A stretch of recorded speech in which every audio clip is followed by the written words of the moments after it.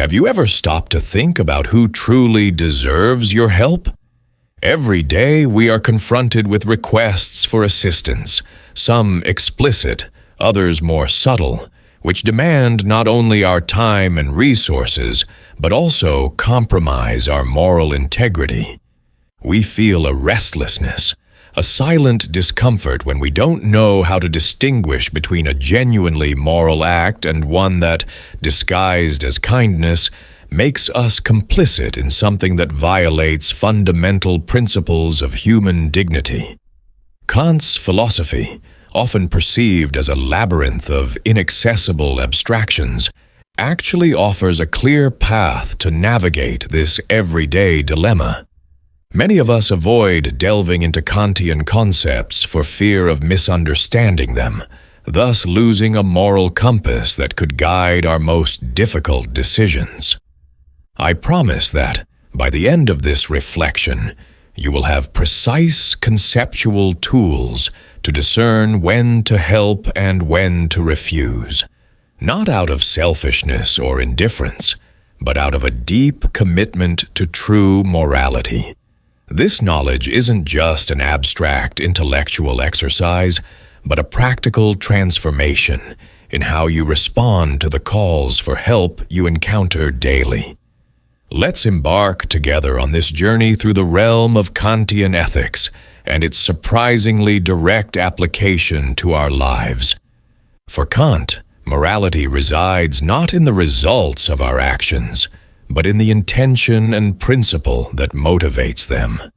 The categorical imperative, that conceptual jewel of Kantian thought, guides us to act only according to maxims that we might wish to become universal laws.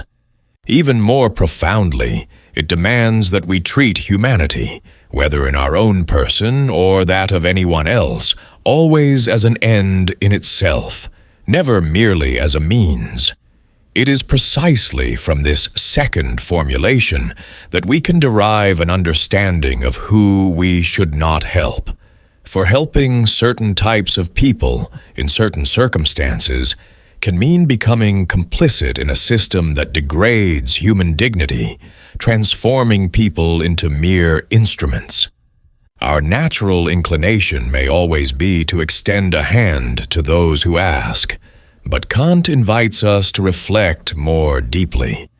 Some forms of help, however well-intentioned, perpetuate conditions that contradict the very foundation of morality. This distinction is crucial.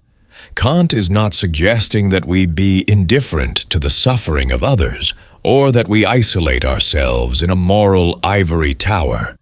On the contrary, he recognizes that we have an imperfect duty of beneficence to promote the happiness of others. But this duty can never overcome the fundamental respect for humanity as an end in itself. It is within this framework that we need to evaluate our acts of helping. A true ethics of assistance, from a Kantian perspective, would require us to always ask, does this assistance respect the dignity of all involved, or does it reduce someone to a mere instrument? Does this assistance recognize people's rational autonomy, or does it compromise it? Does this assistance contribute to a world where everyone is treated as an end in themselves, or to one where some are subordinated to the ends of others? The first type of person Kant would warn us not to help is one who uses our assistance to treat other human beings as mere means to their ends. Imagine someone asking you for help executing a plan that exploits others without their consent. A businessman who solicits your support for a scheme that will exploit vulnerable workers is not just asking for a favor, but inviting you to participate in a violation of the fundamental principle of human dignity. By refusing help in this case, you are not being insensitive, but affirming the intrinsic value of each person as an end in themselves. Think of the times someone has asked you to participate in a venture that, while profitable, treated people like disposable cogs in a machine. Refusing to help is not just a personal choice, but a moral imperative. The crucial distinction here is between treating someone as a means and treating someone merely as a means. All of us, in our everyday interactions, treat others as means to our ends. When we buy bread at the bakery, we are using the baker as a means to our goal of feeding ourselves. But we do not treat him merely as a means, for we recognize his autonomy in the transaction. The baker freely chooses his trade and sets his terms of exchange. It would be different if we forced someone to provide us with bread under threat or coercion. It is this distinction we must keep in mind when evaluating requests for help. Is the person requesting our participation in a system where others are reduced to mere instruments, with no recognition of their autonomy? If so, Kant would suggest that refusal is not only permissible, but morally necessary. I'm going to pause here and ask you directly. How many times have you felt lost trying to connect Kant's philosophical concepts to real-life situations where you needed to decide whether or not to help someone? That feeling that there's something profound to be understood, but somehow remains just out of reach? You're not alone.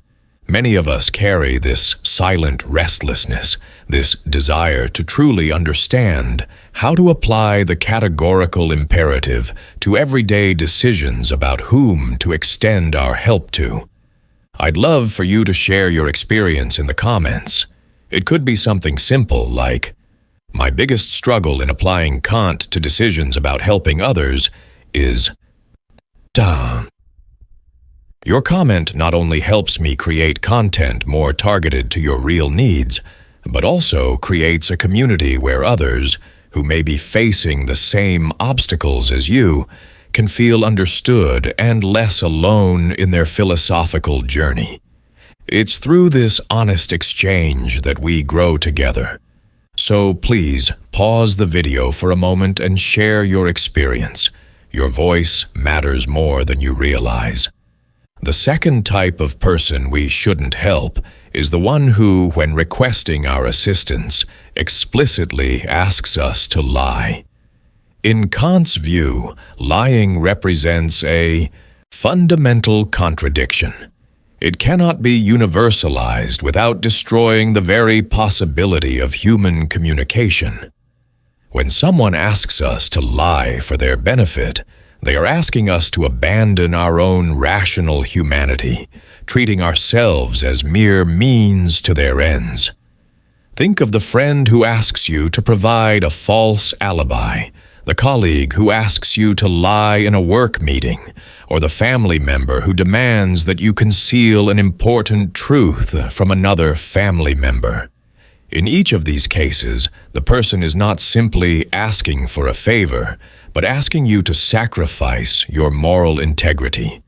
Refusal is not a lack of loyalty, but fidelity to a higher principle that makes trust itself possible. Kant's position on lying is controversial and often misunderstood. In his famous essay, On a Supposed Right to Lie for the Sake of Humanity, he argues that we have no right to lie even to protect an innocent person from murder. This position may seem extreme, but it reveals something profound about Kant's view of morality. For Kant, once we allow exceptions to moral principles based on foreseeable consequences, we open the door to the complete dissolution of any coherent moral system. Furthermore, we can never be certain of the consequences of our lies. The person we lie to may use this false information in ways that will cause harm we did not anticipate. By lying, we are effectively deciding for others, treating them as beings incapable of responding rationally to the truth, that is, as less than full moral agents. The third type is the one who seeks our help to violate their own dignity as rational beings. For Kant, we have duties not only to others, but also to ourselves. When someone asks us for help to act against their own humanity, participating would contradict the imperative to treat humanity as an end in itself. Consider the person who requests your assistance to carry out self-destructive acts, whether through debilitating addictions or the renunciation of their rational autonomy. A concrete example would be someone asking you to facilitate their addiction to substances that compromise their capacity for rational choice. By refusing such a request, you are not judging the person, but honoring the humanity that exists within them, even when they themselves do not recognize it. This may be the most difficult refusal, as it often comes disguised as compassion or unconditional acceptance, but it is precisely in these situations that Kantian ethics reveals its depth. This principle also extends to requests for assistance in acts that violate our perfect duty to ourselves, such as suicide. Kant argues that suicide fundamentally contradicts our nature as rational beings. By taking one's own life, a person uses their autonomy to destroy the very condition of their autonomy. Again, this is not about judging the person contemplating suicide, but about recognizing that we cannot, as moral agents, participate in an act that contradicts the very basis of morality. A compassionate refusal, accompanied by offers of alternative support, does not abandon the person, but reaffirms their intrinsic value as a rational being worthy of respect. It is a reminder that we value not only their momentary desires, but their ongoing capacity for rational autonomy. The fourth type of person Kant would advise us not to help is the one who uses our assistance to cultivate inclinations that hinder the development of a good will. For Kant, goodwill is the only unqualified good, the only thing intrinsically good in all circumstances. When we help someone develop habits that erode their ability to act from duty, we are indirectly undermining their moral autonomy. Think of the person who constantly requests your help to avoid the natural consequences of their own reckless choices, never learning to take responsibility. Or the individual who asks for your support for projects that cultivate excessive vanity, greed, or other inclinations that obscure the sense of duty. Refusing help in these circumstances is not abandonment, but an acknowledgement of the true moral growth that only occurs when we face the consequences of our choices and develop the ability to act from principle, not just impulse. This type of refusal requires special discernment, as it involves a judgment about which inclinations contribute to moral development and which hinder it. Kant does not condemn all inclinations.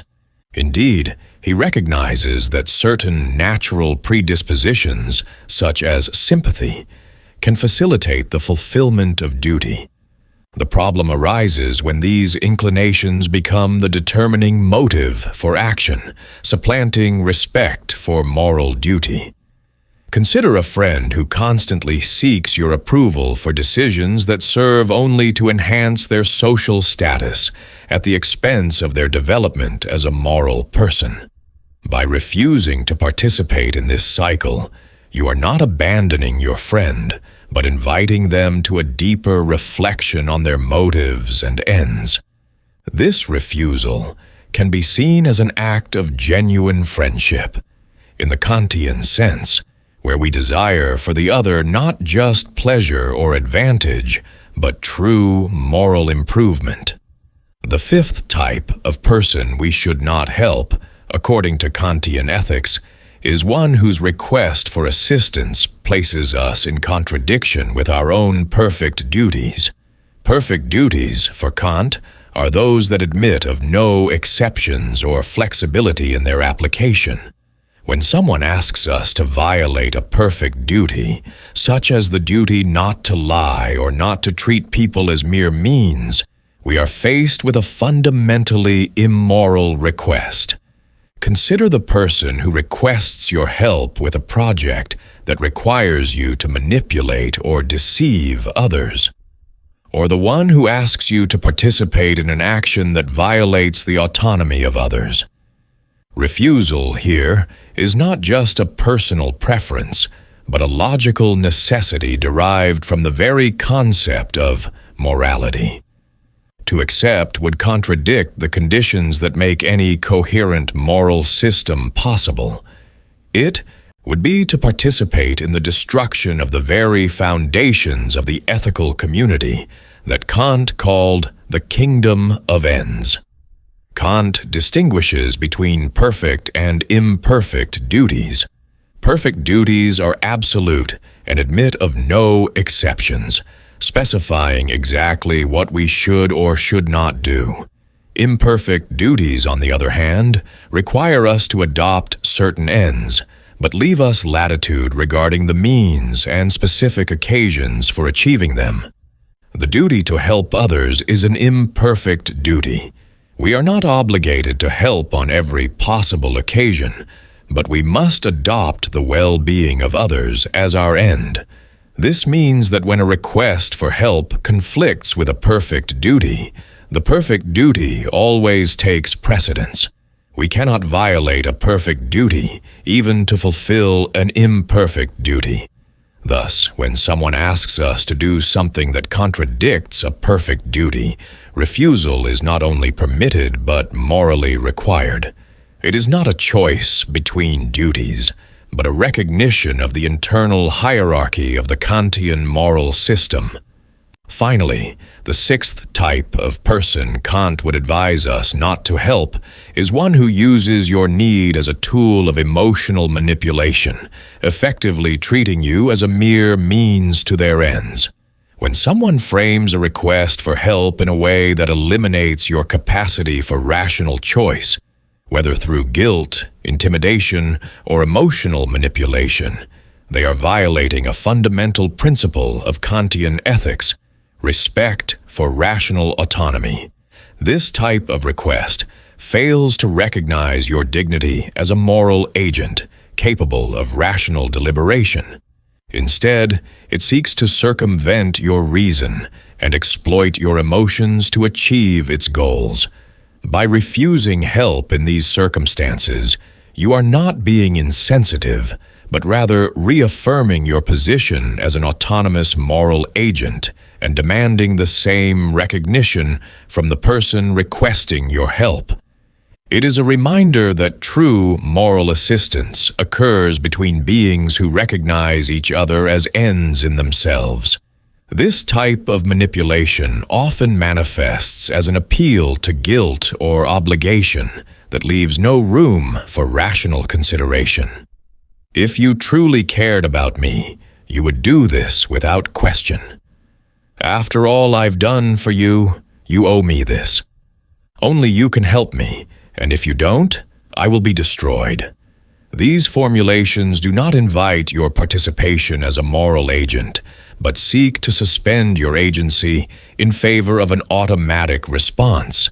In such situations, refusing is not only about protecting your own autonomy, but also about establishing a condition for a genuine moral relationship, where both parties recognize each other as rational agents. True help, from a Kantian perspective, can never be extracted through emotional manipulation. As such, extraction already violates the basis of moral interaction. These Kantian distinctions may seem austere at first glance, even inhumane to some.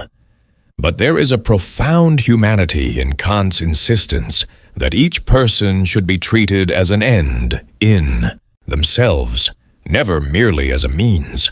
By refusing help in the circumstances described, we are not abandoning our commitment to the well-being of others, but recognizing that true moral help can never contradict human dignity. This is a conception of morality that goes beyond simple benevolence or the pursuit of pleasant consequences. It is a vision that invites us to consider the deep structure of our human interactions, asking not just, what will the results be, but, does this action respect the humanity of each person involved? Kant does not offer us a simple formula to apply in all cases. Each situation will require our discernment, our ability to recognize the principles at stake, and determine whether a request for help is consistent with respect for humanity. Some requests will be clearly problematic, easily identifiable as violations of the principles we have discussed. Others will be borderline, requiring careful reflection and weighing of different aspects. It is in these borderline cases that our capacity for moral judgment is most challenged and potentially most developed. We should not fear this complexity or yearn for simplified rules. It is precisely in carefully navigating these moral waters that we express our own humanity as beings capable of rational deliberation. In our contemporary society, where we often reduce morality to feelings of empathy or calculations of utility, the Kantian approach offers a necessary and corrective perspective. It reminds us that there are principles that cannot be violated, even in the name of helping or compassion. That there is a fundamental difference between helping someone in a way that respects their humanity and participating in systems that degrade it. This is not a position of emotional coldness, but of a deeper commitment to the intrinsic value of every human being. True compassion, we can say, is that which never loses sight of the humanity of the person we help, never reducing them to a simple object of our benevolence. This Kantian conception contrasts sharply with utilitarian approaches that evaluate morality solely by the results or consequences of actions. For a utilitarian, helping would be justified whenever it produced greater happiness or well-being in the final calculation. But for Kant, there are lines we cannot cross, even if the result were a net increase in happiness. We cannot treat people as mere means, even to the production of desirable ends. This position is often criticized as overly rigid, incapable of accommodating the necessary compromises of real life. But perhaps its apparent rigidity is precisely its strength, reminding us that there are principles that should not be compromised, even when it seems expedient to do so.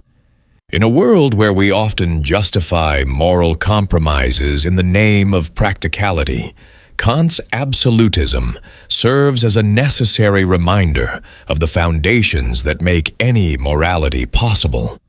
Applying these principles requires discernment and constant reflection.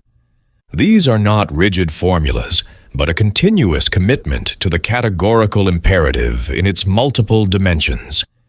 Each situation will demand our careful analysis of whether the requested help respects or violates human dignity.